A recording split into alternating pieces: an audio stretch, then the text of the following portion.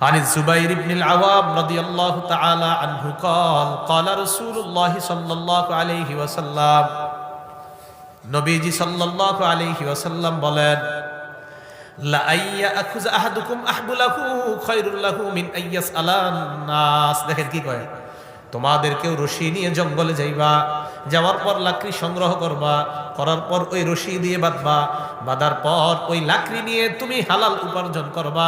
আমি নবী অন্য কোনো মানুষের কাছে হাত পাতার চাইতে তোমার এই পেশাটাকে ঘোষণা শ্রেষ্ঠ বলে ঘোষণা করলাম। কারো কাছে চাওয়ার চাইতে তুমি জঙ্গলে গিয়ে লাকড়ি আনলা, রশি দিয়ে বাঁধলা, এটা নিয়ে বিক্রি করলা, এই উপার্জিত তোমার এই উপার্জিত যে ইনকামটা, এটা দিয়ে তুমি হালাল খাদ্য খাইলা।